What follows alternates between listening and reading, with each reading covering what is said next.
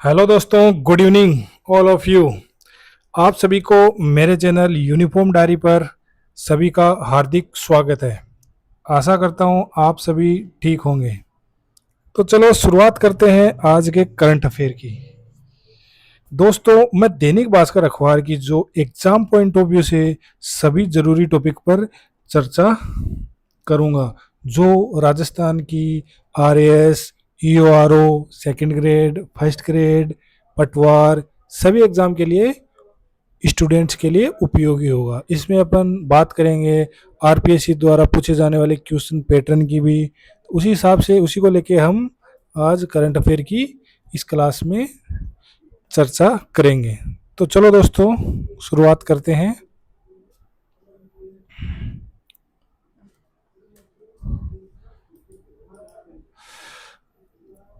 इसमें ये देखो, mythos AI risk. Mythos AI risk के बारे में दे रखा है। यह एक प्रकार का साइबर खतरा है, जिसके अंदर क्या होता है कि इसमें बहुत smart computer program AI bank के सिस्टम की कमजोरियों को जल्दी पता लगा लेते हैं।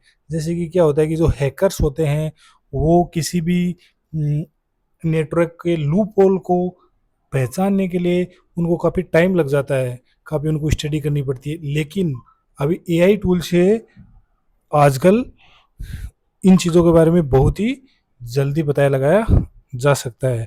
तो देखा जाए तो एआई का एक गलत तरीके से यूज़ भी हो रहा है, जो कि आने वाले समय में टेक्नोलॉजी के लिए बहुत ही खतरे की बात है। चलो चलो दोस्तों, अपन इसी पे बात करते हैं। एआई के बारे में कुछ बात कर लेते हैं। क्या चीज़ है एआई? चलो बात करते हैं एआई क्या है। तो एआई आर्टिफिशियल इंटेलिजेंसी, इसका मतलब हो गया कृत्रिम बुद्धिमत्ता। जैसे आप सरल शब्दों में बोला जाए तो जैसे किसी मशीन या किसी ऑब्जेक्ट के अंदर बुद्धि या दिमाग की तरह वो काम करे। जैसे कि अपन कोई मशीन है, वो डेटा एनालिसिस के आधार पे अब ऑटोमेटिक पता लगा ले कि अभी किस चीज़ की रिक्वायरमेंट है। तो इन चीज़ों को ही अपन एआई बोल सकते हैं। अभी इसके अंदर बात करें तो जैसे मतलब कुछ चीज़ें हैं, जैसे ऑटोमेटिक गेट लगे हैं। तो गेट के ऊपर जो सेंसर लगे हैं, जैसे अपन जाते हैं वो गेट ऑटोमेटिक कई बार खुल जाता है और अपन जैसे निकलते हैं फिर बंद हो जाता है। तो क्या वो एआई है? नहीं। क्यों? उसके अंदर सेंसर लगे हैं। सेंसर बोले तो वो जैसे ही कोई ऑब्जेक्ट उसके पास जाएगा सेंसर के, तब वो काम करेगा, तब वो गेट खुल जाएगा, फिर अपन निकल जाएंगे, फिर वापस बंद हो जाएगा। तो इसको अपन एआई नहीं बोल सकते। एआई अपन जैसे बात करें तो एआई किस चीज़ को बोल सकते हैं? जैसे अपन रूम के अंदर आए और अपना फैन ऑटोमेटिक चलने लग जाए, मौसम के हिसाब से वो फैन धीरे हो जाए या तेज़ हो जाए।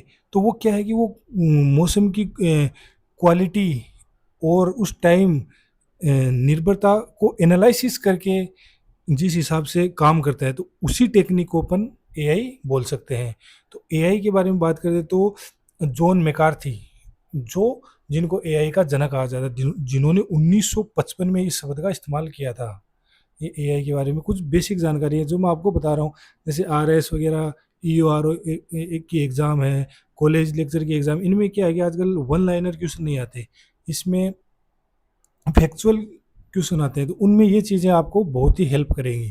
तो अपन बात करते हैं, ये एआई के बारे में बात कर रहे हैं तो ये जॉन मैकार्थी है, इसको अपन एआई का फादर बोल सकते हैं, एआई का जनक। इन्होंने 1955 में इस शब्द का इस्तेमाल किया।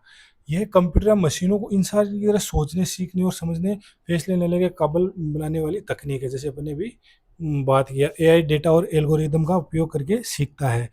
इसका मतलब ये हो गया कि जैसे जो मशीन या ऑब्जेक्ट है वो डेटा एनालिसिस करता है कि किस चीज़ की रिक्वायरमेंट किस टाइम में ज़्यादा हो रही है, उसी हिसाब से वो सेंस करके जो अपने हिसाब से काम करता है। जैसे अभी मैंने फैन वाला बताया, जो गेट वगैरह है उनमें सेंसर लगे होते हैं, तो वो एआई में नहीं आते।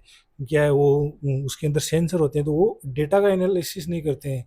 वो तो ऑब्जेक्ट जैसे उनके पास जाते हैं तो वो खुल जाते हैं, बाकी बंद हो जाते हैं। तो एआई क्या आएगी, डेटा और अपना एल्गोरिदम का उपयोग करके जो निर्णय लेता है अपने आप, तो उसको अपन एआई बोल सकते हैं। तो अभी बेसिक देख लो, बेसिक अपन जैसे रात दिन एआई टूल का यूज़ करते हैं, लेकिन कोई अपने को पूछ ले कि भाई बताइए 5 बेसिक एआई टूल बताइए जो अपने फ़ोन में मिल सकते हैं, लेकिन अपने को पता नहीं है। तो नॉर्मली क्या है कि जैसे चैट जीपीटी ये एक एआई टूल है, गूगल जेमिनी इसको भी बोल सकते हैं, मेटा एआई इसको भी बोल सकते हैं, गामा ये भी एक एआई टूल है, नोटबुक एलएम ये भी एक एआई टूल है। और आजकल बहुत सारे एआई टूल चल रहे हैं, जैसे डी फेक है जिसमें वो फेस की फ़ोटो वगैरह चेंज करना, ये से काफ़ी चल रही है, लेकिन ये बेसिक 5 एआई टूल की अपन ने यहाँ पे बात की है। अभी चलो चलते हैं अपन एग्ज़ाम पॉइंट ऑफ व्यू की बात करें तो इस टॉपिक से राजस्थान के एग्ज़ाम में किस प्रकार के क्वेश्चन पूछे जा सकते हैं उनके बारे में अपन बेसिक बात कर लेते हैं। तो राजस्थान कैबिनेट द्वारा एआई और एमएल नीति 2026 को मंजूरी कब दी गई? तो इसका आंसर होगा 30 सितंबर 2025। ओके दोस्तों, अभी इसमें एआई और एमएल का मतलब मीनिंग हो गया मशीन लर्निंग। तो ये राजस्थान कैबिनेट ने कब मंजूरी दी इसको? 30 दिसंबर 2025 को इसको मंजूरी दिया। ओके, नेक्स्ट क्वेश्चन की बात करते हैं। राजस्थान सरकार ने एआई को सुरक्षित उपयोग के लिए किस फ्रेमवर्क को अपनाने का निर्णय लिया? तो इसका आंसर हो जाएगा रिस्क मिटिगेशन फ्रेमवर्क और एआई बॉम को अपनाने का फैसला लिया। ये जैसे मैं बात कर रहा हूँ कि जैसे न्यूज़पेपर के अंदर तो एक एआई का छोटा सा टॉपिक तो आया है, लेकिन उससे रिलेटेड ही तो करके करंट अफेयर में क्वेश्चन पूछे जा सकते हैं। तो अपना ये एग्ज़ाम पॉइंट ऑफ व्यू और अपने पर्सनल नॉलेज के लिए ये चीज़ें बहुत ज़रूरी है। नेक्स्ट क्वेश्चन की बात करें, राजस्थान के किस जिले में पढ़ाई विद एआई पहल के कारण बोर्ड परीक्षाओं के परिणाम में भारी सुधार देखा गया? तो इसका आंसर होगा टोंक जिला। ओके, नेक्स्ट चलते हैं।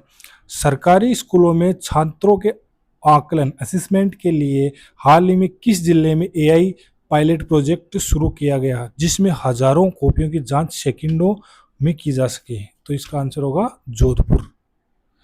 चलो नेक्स्ट की बात करते हैं। जनवरी 2026 में रीजनल एआई इम्पैक्ट कॉन्फ्रेंस की मेज़बानी राजस्थान के किस शहर ने की? तो इसका आंसर होगा जयपुर। तो चलो दोस्तों, ये हो गया एआई से रिलेटेड कुछ क्वेश्चन जो आरपीएससी द्वारा पूछे जा सकते हैं किसी भी एग्जाम में राजस्थान लेवल पे अपन बात करें तो। चलो नेक्स्ट चलते हैं। अच्छा, अभी इसमें नेक्स्ट न्यूज़ है, एशिया अफ्रीका में ईवी की मांग तेज, मार्च में बिक्री 79% बढ़ी। तो देखो आप सभी को पता ही है, क्योंकि अभी अमेरिका ईरान खाड़ी देशों के बीच में जो युद्ध हो रहा है उस वजह से अपने कच्चे तेल की आपूर्ति नहीं हो पा रही है, पेट्रोलियम उत्पाद उनकी भी आपूर्ति बाधित हो रही है। तो उस वजह से क्या कर रहे हैं, जैसे एशिया अफ्रीका के अंदर इलेक्ट्रॉनिक वाहनों की बिक्री में वृद्धि हुई है। तो अभी अपन ये न्यूज़ आ गई, तो लेकिन अभी इसको अपन राजस्थान से रिलेट कैसे करेंगे भाई? इसमें तो राजस्थान का तो कुछ दे नहीं रहा, लेकिन इसको राजस्थान से रिलेट करके अपने को देखना पड़ेगा। यही क्वेश्चन आपके आरपीएससी द्वारा या अधीनस्थ बोर्ड द्वारा करंट अफेयर के अंदर पूछे जाते हैं। तो चलो कैसे रिलेट करते हैं मैं बताता हूँ आपको। देखो, पहले बेसिक बात कर लेते हैं। इलेक्ट्रॉनिक वाहनों ईवी में मुख्य रूप से लिथियम आयन बैटरी का प्रयोग किया जाता है। यह वह तकनीक है जो हमारे स्मार्टफोन, लैपटॉप आदि में इस्तेमाल होती है। जैसे अपने स्मार्टफोन, लैपटॉप इसमें भी लिथियम आयन बैटरी का उपयोग करते हैं। रेडियो सेट हो गए उसमें भी अपन लिथियम आयन बैटरी का उपयोग करते हैं। और अभी एग्जाम पॉइंट ऑफ व्यू की बात करें तो वो देखो कैसे है, इस टॉपिक से कैसे क्वेश्चन बन सकता है। हाल ही में राजस्थान और जम्मू कश्मीर में लिथियम के भंडार पाए गए हैं जो भारत की ईवी इंडस्ट्री के लिए बहुत महत्वपूर्ण है। ओके, अभी सबसे नेक्स्ट चीज़, अभी से सबसे इम्पोर्टेंट नेक्स्ट चीज़ जो आ रही है वो बहुत ज़्यादा इम्पोर्टेंट है। भारत के लिए लिथियम, जिसे वाइट गोल्ड भी कहा जाता है, कि खोज इलेक्ट्रिक व्हीकल क्रांति के लिए गेम चेंजर मानी जा रही है। तो अभी यहाँ से अपन बात कर सकते हैं, वाइट गोल्ड किसको बोलते हैं? लिथियम आयन बैटरी को बोलते हैं, नहीं बोलते? जैसे अफीम को क्या बोलते हैं? काला सोना बोलते हैं। उसी हिसाब से वाइट गोल्ड, वाइट गोल्ड क्या हो गया? लिथियम आयन बैटरी को अपन, सॉरी, लिथियम को वाइट गोल्ड भी बोल सकते हैं। अभी मज़ेदार चीज़ ये है कि अभी इसको राजस्थान से रिलेट करिए आप। चलो राजस्थान में इसके भंडार कहाँ मिले उनकी बात करते हैं अपन। हाँ, राजस्थान में लिथियम भंडार राजस्थान में लिथियम के बड़े भंडार नागौर जिले के डेगाना क्षेत्र में पाए गए हैं। ओके, अभी ये नागौर के अंदर डेगाना क्षेत्र में लिथियम के भंडार मिले हैं। कौन सी जगह है? रेवत पहाड़ी। यह वही क्षेत्र है जहाँ पहले टंगस्टन की खदानें हुआ करती थी। भारतीय भूवैज्ञानिक सर्वेक्षण में यहाँ लिथियम की उपस्थिति की पुष्टि हुई है। कहाँ, कौन सा स्थान है दोस्तों? नागौर, नागौर का डेगाना क्षेत्र, और उसके अंदर भी रेवत की पहाड़ी। चलो नेक्स्ट चलते हैं। अब ये देखो एक इमेज लगाया है रेवत हिल के नाम से। अभी एक इम्पोर्टेंट क्वेश्चन ये भी है, रेवत पहाड़ी को भारत का व्हाइट गोल्ड हब भी कहा जा रहा है। क्यों? क्योंकि लिथियम को व्हाइट गोल्ड अपने ऊपर पड़ा कहा जा रहा है। आगे चलो, अभी नेक्स्ट न्यूज़ में चलते हैं। अच्छा, नेक्स्ट नहीं, अभी इसके क्वेश्चन आंसर के बारे में बात करते हैं। ईवी से संबंधित अब राजस्थान इलेक्ट्रॉनिक वाहन नीति 2022 कब से लागू की गई? तो इसका आंसर क्या होगा? 1 सितंबर 2022 को से ये लागू की गई है, राजस्थान इलेक्ट्रिक वाहन नीति। ओके दोस्तों, मतलब इस हिसाब के क्वेश्चन पूछे जा सकते हैं, जो अपन बात कर लेते हैं। जिस भी अप्रेंटिस को, किसी एग्ज़ाम की तैयारी करने वाले को इन चीज़ों की आवश्यकता है तो मेरे चैनल को देखें, इन चीज़ों का काम में लें, एक बार ज़रूर इन चीज़ों का फ़ायदा मिलेगा। नेक्स्ट क्वेश्चन की बात करते हैं दोस्तों। REVP 2022 के तहत इलेक्ट्रिक दोपहिया वाहनों की खरीद पर राज्य सरकार द्वारा कितनी अधिकतम सब्सिडी दी जाती है? तो ये कितनी दी जाती है? 5,000 से 10,000। ओके दोस्तों, नेक्स्ट चलते हैं। राजस्थान इलेक्ट्रिक वाहन नीति 2022 की अधिकतम कितनी निर्धारित की गई है? अधिकतम अवधि 5 साल। ये 5 साल बाद में इसको फिर चेंज किया था, अभी 5 साल तक ये निर्धारित किया गया है। अभी नेक्स्ट आ जाओ। REV 2022 के अनुसार प्रायोरिटी सिटीज की सूची में कौन सा शहर शामिल नहीं है? तो इसमें अपन बात करते हैं, बाड़मेर इसमें शामिल नहीं किया गया है। चलो नेक्स्ट। राजस्थान में इलेक्ट्रिक वाहनों को बढ़ावा देने के लिए किस टैक्स में 100% छूट दी गई है? तो अपन बात करें तो मोटर वाहन कर में 100% छूट दी गई है। Okay next. अभी आ जाओ, आज की जो आपने अखबार में भी देखा होगा, SI 2021 की जो भर्ती है वो रद्द कर दी गई है। तो इसमें मैं कहना चाहूँगा, जो बच्चे अपनी रात दिन मेहनत करके लगे थे, जिनका सिलेक्शन हुआ था, उनके लिए ये बहुत ही निराशा की बात है। भाई मेरा मानना है, एक भी बच्चा अगर इसके अंदर अपनी मेहनत के बल पे लगा था, लेकिन आज वो इस भर्ती की वजह से फिर बेरोजगार हो गया, तो इससे नुकसान की बात क्या हो सकती है? लेकिन चलो क्या कर सकते हैं, इसके अंदर बहुत ही धांधलेबाजी हुई थी, तो इसको कोर्ट ने रद्द कर दिया गया। अब इसको रद्द कर दिया गया, इसमें RPS किस हिसाब से क्वेश्चन उठा सकती है? करंट का उठाए या कोई भी आपकी रिलेटेड उठाए, तो ज़्यादा नहीं इसके अंदर, तो मतलब और तो कुछ नहीं पूछेगी, मैन यही पूछ लेगी। जैसे ये हाई कोर्ट ने क्या मतलब इसमें तर्क दिया है, ये देखो ये लिखा है ना, पेपर RPS ही से ही लिख, गिलास में 2 बूंद भी जहर हो तो उसे फेंकना ही पड़ता है कोर्ट। तो कोर्ट ने क्या बोला है कि जैसे पानी का गिलास है, उसके अंदर 2 बूंद भी जहर हो तो उसको फेंकना पड़ेगा, क्योंकि वो 2 बूंद जहर किसी भी इंसान को मारने के लिए काफ़ी है। ये पानी ज़्यादा है, लेकिन 2 बूंद जहर की वजह से वो पानी का औचित्य तो खत्म हो रहा है, वो जहर बन रहा है ना। उसी हिसाब से उनका यह दलील है कि भाई इतनी बड़ी भर्ती के अंदर अगर 2-4 आदमी, 10% आदमी भी अगर बेईमानी से लगे हैं तो वो पूरे सिस्टम को करप्ट कर देंगे। तो यह दलील देते हुए कोर्ट ने इसको कैंसिल किया है। अभी इसमें देखते हैं, क्वेश्चन की बात करते हैं। सुप्रीम कोर्ट ने भर्ती रद्द करते समय क्या महत्वपूर्ण टिप्पणी की? तो जो मैंने अभी बताया, कोर्ट ने कहा कि पानी के गिलास में जहर की कुछ बूंदे गिर जाने से उसे अलग नहीं किया जा सकता, पूरा गिलास ही फेंकना पड़ता है। इसका मतलब है दोषियों और निर्दोषियों को अलग करना मुमकिन नहीं है। Okay next question. Rajasthan high court की किस बेंच ने सबसे पहले इस भर्ती को रद्द करने का आदेश दिया? तो इसमें अपन बात करें तो जस्टिस समीर जैन की एकल पीठ ने 28 अगस्त 2025 को पहली बार इसे रद्द किया था। ओके आ जाओ नेक्स्ट। अभी अपन आज की नेक्स्ट न्यूज़ की बात करें, बंगाल इलेक्शन से ये रिलेटेड है। तो इसके लिए मैं बताना चाहूँगा, जैसे जो सेंट्रल एग्जाम की तैयारी कर रहा है तो उसमें बंगाल के बारे में भी पढ़ना पड़ेगा, उसको पॉलिटी से भी रिलेट करना पड़ेगा, तो इसमें बहुत से क्वेश्चन बन रहे हैं। लेकिन मैं कुछ नॉर्मली कुछ क्वेश्चन जो बेसिक नॉलेज और के लिए आवश्यक है वही क्वेश्चन मैं आपको यहाँ बता रहा हूँ। पश्चिमी बंगाल विधानसभा में कुल कितनी सीटें हैं और बहुमत के लिए कितनी सीटों की आवश्यकता होती है? तो अपन बात करें, कुल सीटें 294 हैं और बहुमत के लिए 148 की आवश्यकता होती है। ओके, नेक्स्ट, ममता बनर्जी ने किस सीट से चुनाव लड़ा और परिणाम क्या रहा? ममता बनर्जी ने अपनी पारंपरिक सीट भवानीपुर से चुनाव लड़ा और उन्हें शुभेंद्र अधिकारी ने हराया, जो बीजेपी के कैंडिडेट थे। चलो नेक्स्ट, हाँ ये भी नेक्स्ट पॉलिटिक से रिलेटेड न्यूज़ है, इलेक्शन और हाँ इलेक्शन से रिलेटेड न्यूज़ है। इसमें अपन बात करें तमिलनाडु की, तो तमिलनाडु में अपन सभी को पता है, ये चेहरा देखा हुआ सा लग रहा है, सभी इनको अच्छे से जानते हैं। ये इनका नाम विजय, जो फिल्म एक्टर हैं, मूवी वगैरह मैंने तो नहीं देखी, लेकिन ये देश में काफ़ी चर्चित व्यक्ति हैं। तो इनकी बात करते हैं, तो इनसे रिलेटेड किस टाइप के क्वेश्चन पूछे जा सकते हैं उनकी अपन बात करते हैं। तो चलो पहला क्वेश्चन है, 2026 के तमिलनाडु विधानसभा चुनाव में कौन सी पार्टी सबसे बड़ी पार्टी बनकर उभरी? तो इसमें आ जाएगा अभिनेता विजय की पार्टी तमिलगा वेट्टी कड़गम, टीवी के। तो इनकी पार्टी का नाम क्या था? टीवी के। ओके, तमिलनाडु विधानसभा में कुल कितनी सीटें हैं और बहुमत के लिए कितनी सीटों की आवश्यकता होती है? तो इसमें कुल सीटें 234 हैं और बहुमत के लिए 118 सीटों की आवश्यकता होती है। जैसे अपन ने अभी बात करें उसके बाद, क्या बोल, पश्चिम बंगाल में 294 कुल सीटें थी और 148 बहुमत के लिए आवश्यक थी।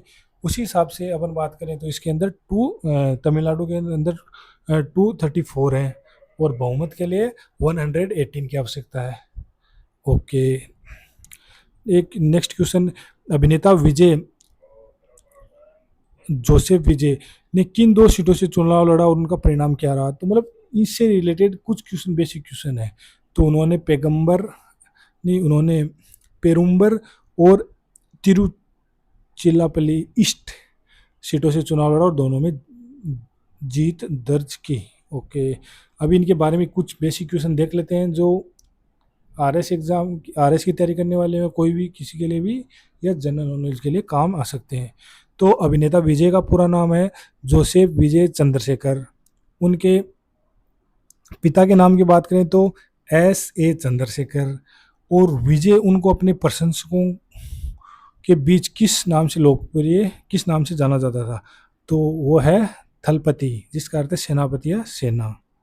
ओके, नेक्स्ट बात करते हैं अपन, हाँ अभी ये हुआ डिजिटल हुआ पधारो मारे देश, ये भी आज की न्यूज़ है। ये न्यूज़ छोटी सी है लेकिन इससे रिलेटेड क्वेश्चन आपको एग्जाम में पूछ सकते हैं। चलो बात करते हैं, सॉरी, सरकार का ऑनलाइन बुकिंग मैनेजमेंट सिस्टम ओबीएमएस के बारे में आज अपन बात करेंगे। ओबीएमएस क्या है, राजस्थान एग्जाम में किस टाइप के क्वेश्चन इससे आ सकते हैं, इन चीज़ों की अपन बात करेंगे। तो चलो नेक्स्ट आते हैं, ओबीएमएस। पहले इसकी बात करें, OBMS it stands for online booking management system, इसको अपन बोल सकते हैं। अब इसमें आ जाओ, राजस्थान सरकार की एक क्रांतिकारी डिजिटल पहल है जिसमें पर्यटन के क्षेत्र में राज्य को देश का मॉडल बना दिया गया, और ये सूचना प्रौद्योगिकी और संचार विभाग द्वारा विकसित यह प्लेटफॉर्म देश का पहला सरकारी multi site online ticketing platform है।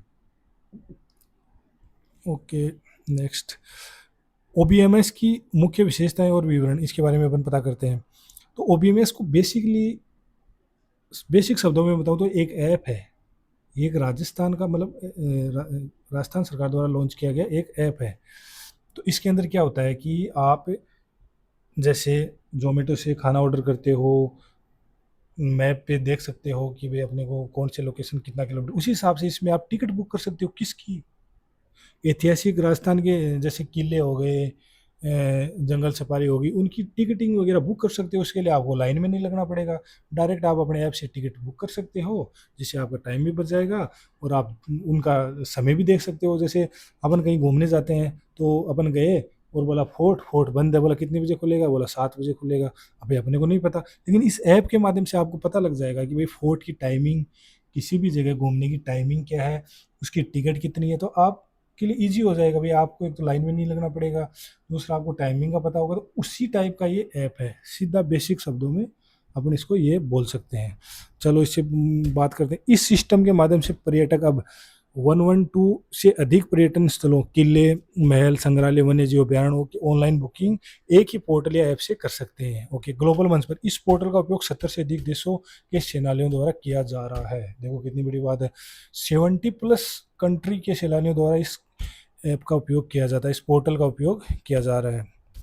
ओके, यह पोर्टल क्यूआर कोड आधारित टिकटिंग बुकिंग पर एक यूनिक क्यूआर कोड मिलता है, जिससे पर्यटकों को लंबी कतारों में लगने की जरूरत नहीं पड़ती है। ओके, और ये जो आप लोगो देख रहे हो, वेलकम टू राजस्थान, यह उस पोर्टल का लोगो है, पधारो हमारे देश।